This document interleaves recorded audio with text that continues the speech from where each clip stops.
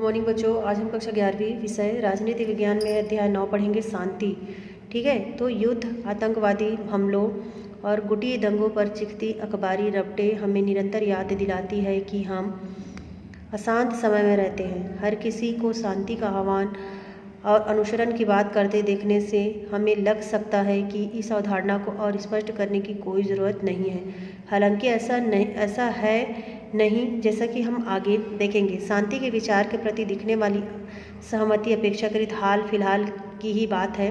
साल दर साल शांति का अर्थ और महत्व काफ़ी अंतर के साथ आंका गया है। तो देखते हैं, शांति के समर्थकों को कई सवालों का सामना करना पड़ता है। पहला है, इसमें वस्तुतः शांति का अर्थ क्या है और आज की दुनिया में यह इतनी कमज़ोर क्यों है ना। दूसरा है, शांति स्थापित करने के लिए क्या किया जा सकता है ना। तीसरा है, क्या शांति स्थापित करने के लिए हम हिंसा का उपयोग कर सकते हैं। चौथा है, हमारे समाज में हिंसा बढ़ने के प्रमुख कारण क्या है। इस अध्याय में हम इन्हीं कुछ प्रश्नों का उत्तर ढूंढने की हम क्या करेंगे, यहाँ पे कोशिश करेंगे। ठीक है, तो देखते हैं शांति, पीस। तो शांति मधुरता और भाईचारे की व्यवस्था है। क्या है? शांति मधुरता और भाईचारे की अवस्था है जिसमें वैर अनुपस्थित होता है। इस शब्द का प्रयोग अंतर्राष्ट्रीय संदर्भ में युद्ध विराम या संघर्ष में ठहराव के लिए किया जाता है। इस अर्थ में यह शब्द युद्ध का विलोम है। अगर देखा जाए तो शांति के बिना, है ना, अगर देखा जाए तो शांति के बिना जीवन का आधार नहीं है। हजारों सालों से भारत विश्व का गुरु और शांति दूत रहा था, लेकिन मानव की स्वार्थ सिद्धि के कारण, है ना, मानव की जो स्वार्थ है सिद्धि के कारण भारत में शांति का पतन होता आया और आज आम आदमी के जीवन में भय व्याप्त हो गया, डर, है ना, डर बैठ गया है। और इसका मूल कारण है स्वार्थ, कायरता, अविश्वास और ईश्वर प्रदत्त प्रेम भाव का आम जन में समाप्त होना, है ना। लोगों में ये सारी चीज़ें तो वो समाप्त हो चुकी है और शांति मानव की प्रबल इच्छा रही है। किंतु हमें यह नहीं भूलना चाहिए कि मानव जाति का इतिहास युद्धों का भी इतिहास रहा है ना। आपने अपने लंबे इतिहास के दौर में मानव लगातार संघर्ष और युद्ध की विभीषिका से ग्रस्त एवं त्रस्त रहा है।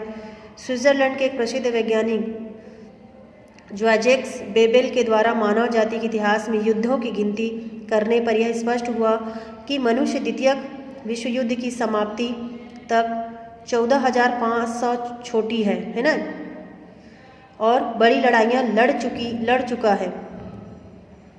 फ्रांस के एक प्रमुख समाजशास्त्री गैस्टन बुटहल के अनुसार इसी समय के दौरान संसार के विभिन्न देशों ने 8,000 शांति संधियां की है। और अंतर्राष्ट्रीय राजनीति के एक बहुत ही प्रमुख विद्वान मार्गेंथो के अनुसार तो मानव जाति के हजारों वर्षों के इतिहास में ऐसा एक दिन भी ढूंढ पाना बड़ा कठिन है जब इस पृथ्वी के किसी न किसी भाग से सशस्त्र संघर्ष या युद्ध न होता रहा हो। आम मान्यता यह है कि मनुष्य इसलिए युद्ध करते हैं क्योंकि उनके पास हथियार हैं, किंतु यह एक मिथ्या अवधारणा, मिथ्या मतलब होता है झूठ, है ना, झूठ अवधारणा है कि मार्गेंथो के अनुसार मनुष्य इसलिए युद्ध नहीं करते कि उनके पास हथियार है, बल्कि उनके पास हथियार इसलिए क्योंकि वो युद्ध को क्या करते हैं, आवश्यक समझते हैं, है ना, युद्ध को वो आवश्यक समझते हैं। और अतीत के अनेक महत्वपूर्ण चिंतकों ने शांति के बारे में नकारात्मक ढंग से लिखा है। जर्मन दार्शनिक फ्रेडरिक नीत्शे युद्ध को महिमामंडित करने वाला विचारक था और नीत्शे ने शांति को महत्व नहीं दिया क्योंकि उसका मानना था कि सिर्फ संघर्ष ही सभ्यता की उन्नति का मार्ग प्रशस्त कर सकता है ना। जो संघर्ष करेंगे वही अपने मार्ग को प्रशस्त यानी आगे बढ़ा सकते हैं, यह उनका तथ्य था। और इसी तरह अन्य अनेक विचारकों ने शांति को बेकार बताया है और संघर्ष की प्रशंसा व्यक्तिगत बहादुरी और सामाजिक जीवंतता के वाहक के तौर पर की है। इटली के समाज सिद्धांतकार विल्फ्रेडो पेरेटो 1848-1923 का दावा था कि अधिकतर समाजों में शासक वर्ग का निर्माण सक्षम और अपने लक्ष्यों को पाने के लिए क्या करना चाहिए, ताकत का यहाँ इस्तेमाल करने के लिए तैयार लोगों से होता है। उसने क्या क्या ऐसे लोगों का वर्णन शेर के रूप में किया है ना, जो शांति का प्रस्ताव नहीं रखते थे, लेकिन वो बोलते थे कि हमेशा क्या करो, संघर्ष करते रहो, है ना। इस प्रकार विश्व सदैव ही क्या है, हिंसा के दौर से क्या था, गुजरता रहा है। और अतीत के अनेक चिंतकों ने भी युद्ध को क्या क्या यहाँ पे परिभाषित करते हुए शांति को नकारात्मक रूप से प्रस्तुत किया। परंतु क्या था, द्वितीय विश्व युद्ध ने तो विनाश की सारी हदें ही तोड़ डाली थी। और दूसरे विश्व युद्ध में जर्मनी ने लंदन में भयंकर बमबारी की और बदले में अंग्रेजों ने क्या कि 1000 बम वर्षकों को जर्मनी पर बम बरसाने के लिए क्या करिए भेजा। और युद्ध खत्म होने को ही था तभी अमेरिका के जापान के हिरोशिमा व नागासाकी पर परमाणु बम गिरा दिया, है ना। इससे क्या हुआ, 1,20,000 इकाई दहाई सैकड़ा 1,20,000 लोग तो बम गिरते ही मारे गए तथा परमाणु विकिरण के कारण बहुत बड़ी संख्या में लोग बाद में मारे गए, है ना। अभी भी बताते हैं हिरोशिमा नागासाकी में जो परमाणु बम गिरे थे उसकी वजह से अभी भी वहाँ बोलते हैं कि अपंग व्यक्ति पैदा होते हैं, ठीक है। तो द्वितीय विश्व युद्ध की समाप्ति के बाद विश्व महाशक्तियों की प्रतिस्पर्धा के बीच फंस गया और दोनों महाशक्तियों ने अपनी सर्वोच्चता साबित करने के लिए क्या कि हथियारों का अंबार खड़ा करना शुरू कर दिया। सब अपनी अपनी तरफ से हथियार बनाना शुरू कर दिए, है ना। और इस दौर में कई ऐसे मौके आए जब लगा कि दोनों महाशक्तियों के बीच युद्ध हो जाएगा, है ना, परंतु ऐसा नहीं हुआ। इनमें क्यूबा में कई ऐसे मौके आए जब क्यूबा मिसाइल संकट, कोरियाई संकट व कांगो संकट मुख्य है। क्यूबा मिसाइल संकट ने तो मानवता को पूर्ण तबाही की कगार पर लाकर खड़ा किया था। इन्हीं सब घटनाओं ने विश्व को शांति के बारे में सोचने पर मजबूर किया था, है ना।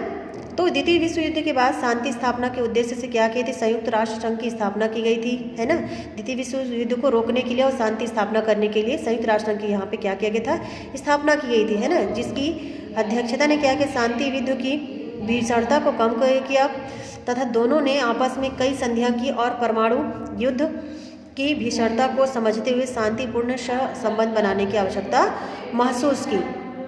अगर लोग आज शांति का गुणगान करते हैं तो क्या है, महज इसलिए नहीं कि वे इसे अच्छा विचार मानते हैं। शांति की अनुपस्थिति की भारी कीमत चुकाने के बाद मानवता ने इसका महत्व पहचाना है।